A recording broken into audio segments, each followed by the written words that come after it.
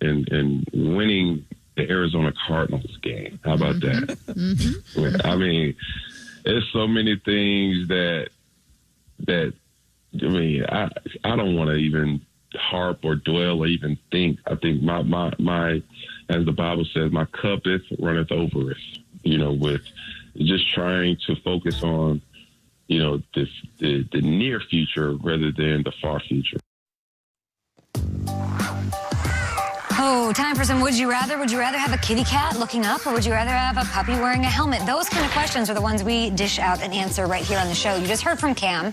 Very Patriot-esque answer. Focus on the next game, nothing else beyond that. But if you were Cam, would you rather stick with the Patriots, who are due to get reinforcements back? A lot of opt-outs this year. Weird year. Or would you rather start anew in 2021?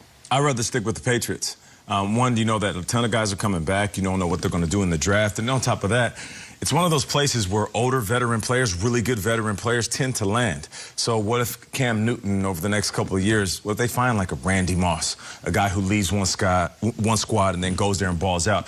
You go on somewhere else, there's a huge question mark on the team, the chemistry, the coaching, even the legacy of some of these squads. If you're with the Patriots, you know you have a chance, at least a chance to be one of the best teams in the business. I feel like if you start anew, you're probably going to a team that has a young quarterback that they just drafted that they're going to be grooming, and you might be just a placeholder. I don't know if that's the case with the Patriots. I don't know if Stidham's the guy or if they plan on drafting a quarterback. If they are 4-6 now, say they finish 7-9, 9-7, they're not getting one of the top guys. So just from playing time and getting a chance to do it, I would stick with the Patriots. I don't think there's going to be a long line of suitors for Cam based on this season necessarily. I think he's established something with Josh McDaniels. I just don't know if the Patriots are looking to bring back Cam. I don't know. We'll find out in the next 6 weeks. I think Belichick really likes him. I think he would love to have a future with him. It reminds me of Billy Madison grabs a little kid with the chubby cheeks, and he's like, stay here. Stay as long as you can. Cherish it. Because I want to go to high school. No, stay here. Stay with Belichick. Stay with McDaniels. They know how to use you. Guys, we've seen some amazing moments from him this year. We've had moments at this table where, like, should they talk about extending Cam? He's that good. I also think if you start to go off and play the fields, I mean, there's a lot of good young quarterbacks coming out of the draft next year. All those teams are going to really fancy them, so they bring in Cam, then they draft one. I don't think Jarrett Stidham's going to be the thing. I feel like Jarrett Stidham was cucked, as they say, by Belichick and Cam. I feel like they had a relationship, and all of a sudden, Belichick's like, no, I'm going to go with this guy. And I don't think you could ever really recover from that. New England's not pretty right now, but it's a great company and a great coach. I can't see him leaving. Do you think this is an anomaly this year? I mean, let's be honest. Before COVID, before Cam came down with it, and before Stephon Gilmore hasn't been on the field, this team was on a different trajectory. Yeah, and I think if you take Dante Hightower and Patrick Chung and put them back on this team, that could be a win. That could be 2 wins. I think they'll get those guys back. They'll add people. This is a terrible year for New England and a historic year, but I don't think it's the end of the empire. There's a lot to build off of. I think so. In New England. Okay, and they have that guy, Bill. Bucks lose at home to the Rams. Last night, they did not, in fact, have Bill Belichick down there. No. Bro, man. Yeah, it's just a bad read, and, you know, Cam was running up the seam, and just at the last second, saw the safety coming over and just, you know, popped it over Cam's head. So just a bad read, bad throw, decision, everything. On a night like this, how disappointed are you in yourself? Absolutely, yeah. I think that's a good word, disappointed, and I have to do a better job. Absolutely.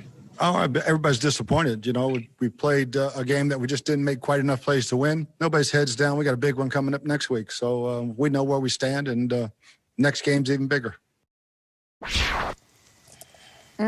These Buccaneers are 1-3 in prime time this season. The next game for Tampa Bay is the Chiefs. That one is on Sunday. It's not going to get much easier for them from here. Do the Bucs look like a team that can compete down the stretch in the NFC? I call them Katy Perry hot and cold. What do you think? They go up and down, and they've got all these fancy names. I think they're living a teenage dream right now. They might be in a they can use a firework.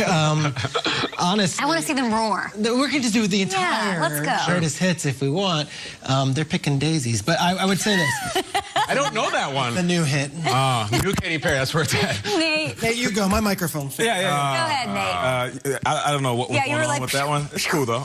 No, you're watching Cat in the Hat. You're too busy Good watching radio Cat in the hits Hat. right there. Daisy Dukes bikini on top. Katy Perry. Let me bring it back to football. Please. Oh, please, Nate. We'd welcome that. When it comes to this team, I'm looking at this game yesterday. They lose by 3 points, and Tom Brady has those uncharacteristic turnovers. Now, I'm not going to sit here and say, oh, it's just Tom Brady. You got to take care of the ball. He lost the game. No, let's give credit to the Rams. They won the game. They beat them fair and square, and the defense put pressure on Tom Brady from the jump. But can they fix that? Can Tom Brady fix that? Is Tom Brady going to come out and throw another two interceptions next week? I don't believe so. And when you look at the rest of the season, I made the point earlier that he had an 11-5 season in 2018 where he won the Super Bowl. So there's times in that season where we thought, can they do it? Should we panic? Tom's going to sit back, look at his team, look at his head coach. We're good to go. Now, you mentioned KC. Tough game. I'm pretty sure everybody's going to say it's going to be KC's game to lose. Then after that, you play the Falcons twice.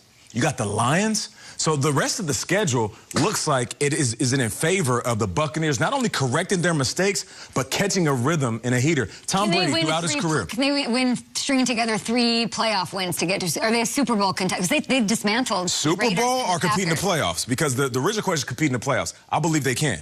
Now, win a Super Bowl, if they catch a rhythm and they win out, say they get a big win in KC, and then they beat the rest of the teams they face the rest of the season, Tom Brady, when he has momentum going to the playoffs, is dangerous. When he doesn't, like we saw in his last year with the Pats, it's a whole different ballgame. Yeah, I don't even know if they need to beat Kansas City. My whole thing is the NFC it's not great. Like, right. We are known as a show to sometimes jump on some bandwagons, and I feel like I've jumped on quite a few this year and then been told, you know what, maybe we shouldn't be on this bandwagon. Too soon? Packers, Seahawks, Cardinals last week. I was wearing, Cardinals red and like, oh, Kyler, they lost to the Seahawks. Peter, we're getting fired up about the Vikings last week. We were trying. The NFC is the cat in the hat of conferences. It is. It is. Just wait until I get on my Giants podium if the Giants win again this week. Oh, the places you'll go, Peter. Exactly. That's my point. To the Buccaneers, hey, we get to a playoffs. You got a 6-time Super Bowl champ. They don't look good. Yeah. Last night they did not look good. Brady did not look great. Yeah. The offense, for all these fun, dazzling offenses, theirs is not one of them. Bruce Arians is a quarterback whisperer, and Byron Leftwich is getting head coaching talk. I'd like to watch the film last night and tell me what was creative when you've got 3 of the best wide receivers in the sport. Right. And you've got a running back, Leonard Fournette, who can't even get past the line of scrimmage, and Ronald Jones. Bucs are not great right now, but the NFC isn't either, and that's why I can't count them out. Tom Brady has his job, I think we can all agree, because Jameis Winston threw really bad interceptions in big moments and they had to move on from him. Brady threw a couple last night, including one to end the game bitterly and disappointingly. And he walked right off the field and didn't shake Jared Goff's hand. I'm not going to be on a sportsmanship soapbox. I'm not wired that way. But I would like to know what's going on here, because it's a really bad look when the other quarterback is sitting there shaking your teammates' hands, clearly loitering around waiting for you. It's a bad look for Brady. It's a bad look for the Bucs. I think it's a bad look for the league. I'm never going to be the guy who says, what are we supposed to tell our kids? No, we know what to tell our kids. We point at that and say it's Bush League. Don't do that. It's a very clear message. Sit there next to your son and be like, see what Tom Brady's doing? Never do that. It's a terrible look. And I don't know, he said afterwards he's disappointed.